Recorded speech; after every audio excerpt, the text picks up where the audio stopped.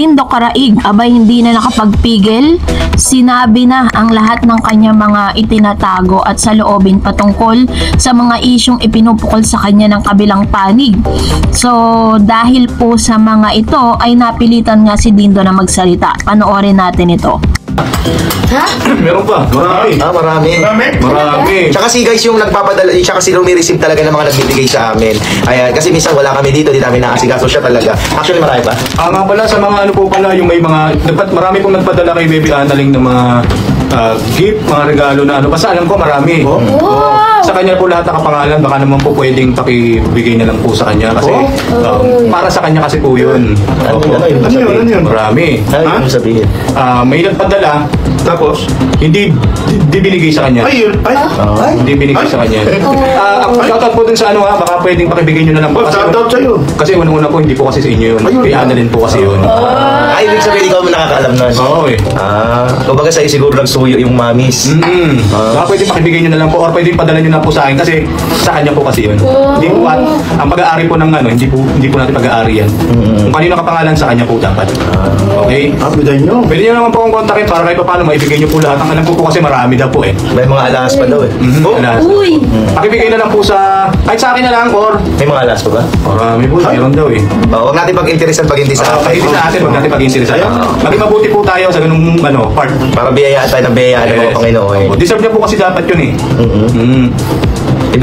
Yan ang ilan sa mga video clip na laman ng live ni Mr. Jovan David Production kung saan ang pinakamatinding sinabi nila rito is ibigay natin kung kanino nararapat at maging mabuting tao tayo.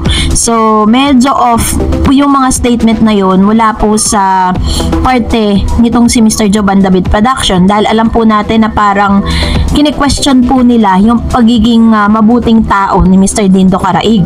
Parang sinasabi nila na may part sa buhay ni Mr. Dindo Caraig na pinag-iinteresan nito ang ilan sa mga padala o regalo ng mga mamis para kay Miss Analing, no? So dahil dito napilitan nga si Mr. Dindo Caraig na ibalot ng live lahat at dito po niya isinawalat ang lahat dahil may nabanggit pa nga itong si Mr. Jovan na parang may alahas daw. So ito po pa po yung saloobin ni Mr. Dindo. Let's watch this. Tao dyan na hindi naman talaga ka-close ko, yung mga bago-bago lang naman na mga nakakilala ko, na feeling alam agad ang punot dulo, manahimik naman kayo. Manahimik kayo, akala nyo naman kung sino mga kilala ng mga tao ko. Hindi kami nag-i-interest na hindi sa amin. Oh my God, eto welcome naman ko sinong gusto kumuha dito. Ako nga, pag may mga nagbibigay sa akin ng mga gamit, magbibigay doon, hindi naman ako nagreklamo, pupunta din agad ako noon. Pula, na madami talaga nagbibigay. Diretso ko agad doon, wala nang anomalya. At saka yung, etong mga pahabol din ng mga to etong mga ito, sinabi na namin na hindi na nga kami, hindi nga okay kayo pa mga atat-atat na iyan dito. Hindi naman daw po sila tatanggap. Huwag na po ipadala dito, kayo po nagpapadala. Ngayon, hindi po dito, mahanapin nyo, doon pa kayo nag-message. Parang i-message nyo po kami. Tapos ako yung guys, sa mga yun, hindi ko pag-i-interesan yan. Okay? Eto sa Nilinaw ni Mr. Dindo Caraig as well as ng kanyang pamilya na anuman ang mga natatanggap na regalo na nakapangalan kay Analing, kailanman ay hindi nila ito pag-iinteresan. Yan ang ilan sa mga statement na binitawan ng kapamilya ni Mr. Dindo Caraig sa isyong ito. Kasi nga naman, kahit naman talaga sino matitrigger na magsalita towards the issue kung pati yung pagkatao mo ay nahuhusgahan nang hindi ka naman talaga personally nakilala. Lalo-lalo na nanggagaling pa ito dun sa mga taong hindi mo naman talaga nakasama. Katulad po ng isang tao na nagsalita na parang sinabi niya, tong si Bong, sinabi niya na kung hindi naman din sa'yo, huwag mong pag-interesan. So, ganun po yung mga lumabas na mga statement mula sa kanila. Kaya hindi po nakakatuwang pakinggan at talaga namang masakit sa tenga, no? Yung mga salitang yon. Kasi kung tutuusin, sinabi naman ni Mr. Dindo Caraig na naroroon lang yung mga gift dahil nagsabi nga itong si Mr.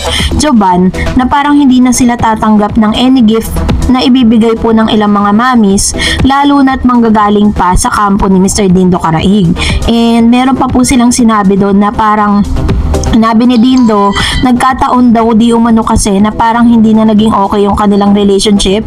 Nagkaroon na po ng napakalaking lamat at napakalaking mga issue. Kaya po na-stuck doon at hindi na nga po nakuha dahil ayaw nga daw tanggapin. Yun po yung katotohanan sa sinasabi ni Mr. Dindo Caraig na taliwas doon po sa sinasabi ng kabilang kampo. Kaya nga, it is really better na magsalita si Mr. Dindo Caraig ng panig niya. Kasi may mga pagkakataon na parang yung kabilang panig lang yung naririnig, diba? At the same time, siya po yung napapasama. Kaya naman maganda po na nagsalita siya patungkol sa mga issue na to. Tilinaw niya rin yung mga alahas na hinahanap ay naroroon din intact, na ipapadala po niya lahat ito dun po sa kampo ni Miss Annalyn. Dahil masakit lang dito po sa live na to, inamin ni Mr. Dindo Caraig na masakit para sa kanya yung mga nangyayari sa kanila ngayon ni Annalyn. At the same time, masakit din na makita na parang yung dati na maayos sa relationship nila na magkabilang panig, ngayon sila na po yung nagkakagulo. At meron pang ibang nakikisawsaw na ngayon lang naman talaga umentra dito po sa grupong ito, no? So yun po, nagkakagulo sila ngayon. And then pinaliwanag din ni Dindo Caraig na may mga nagsasabi daw sa kanya na bakit hindi niya puntahan si Annalyn. Sinabi niya sa kanyang live na kung yung mga kapamilya nga ni Miss Annalyn, si Rhea, maging ang kapatid ni Annalyn, ay hindi po siya malapitan at hindi siya mapuntahan, hindi siya mabisita, how much more siya pa na talagang totally binlock at wala na silang means of communication. So naging clear naman po lahat ng issue ay tinapos na ni Mr. Dindo Caraig sa pamamagitan ng kanyang live ngayong araw. Ito pa ang kanyang statement. Diba? Parang tinitrigger mo ako para magsalita ako. Kung parang gano'n, nakakaloka. Diba? At tayo-tahimik ko na, wala na akong pakialam sa inyo. Pinahayaan ko na pag magaganda yung views mo, happy ako. Yung sa aking views, wala din naman. Ganun. Hindi naman importante yun. Yung parang gano'n. Tsaka, noong una pa lang talaga, noong una, aminado ako na kung kauna-unahan nag-message, gano'n. Pero yung sabihin natin na sikat ka, sabihin natin na sikat ka talaga at magaling ka, sabihin natin na gano'n. Pero nung unang lapit ko sa inyo, ako yung mga nagpa-viral noon, ang dami kong views, di ba? Pinahayaan kita, nagpa-vlog ka sa aking live. Kumanga ka sa akin noon kasi ang dami kong views, umaabot ng 1,000 plus. O sige, magpo-promote ka sa live ko. Sige, go! Kasi totoo naman akong tao, ganyan. Pero restricted ka, ang views noon. Wala pang 5K, minsan 5K pa. O, yan yung pag gusto nyo, real talk. Ganyan talaga yung totoo. Ako talaga yung una, nag-message ako, ganyan. Pero unang lapit ko sa inyo, restricted lahat ng account nyo. Di ba? Ganon. Saka nung una talaga, bakit hindi ko pinopromote yung ano ni Annalyn? Kasi nga, hindi rin naman wala pa siyang ID, wala pa siyang wala pang ganon, hindi rin sa kanyang account Kaya sabi ko, sige, hindi rin naman si Annalyn pa may hawak ng kanyang account. Saka na. Nakatago pa lang din yung account na iyon, di ba? Nilinaw din ni Mr. Dindo Caraig sa kanyang official page na totoo talaga yung mga statement ni Mr. Joban na siya talaga yung lumapit para sa collaboration. Pero sana lang i-credit din ni Mr. Joban David Production na sa mga panahon na yon hindi ganun kalakas ang views at hindi ganun kalakas yung kanila pong Facebook that time. So ibig sabihin, it's a win-win situation na both sides ay malaking tulong sa bawat isa. Ang nangyayari kasi parang tinitake kasi ni Mr. Joban David Production ng credit sa kanya na kaya daw lumaki ang mga views nitong si Mr. Dindo Caraig dahil kay Joban at dahil kay Annalyn. Well, in fact, kung babalikan nyo naman talaga yung mga videos ni Mr. Dindo, dati pa naman, talagang humahakot na po siya ng maraming views dahil unang-una, kilala na rin siya at may mga followers na rin siya that time.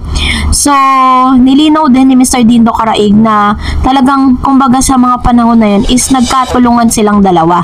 Hindi lang po siya yung natulungan nitong si Joban, siya rin ay nakatulong vice versa dito po sa kampo ni Joban. Inamin din ni Mr. Dindo Caraig na during those times na sumama siya sa kampo nito or sa grupo nito, ay restricted lahat ng account nila.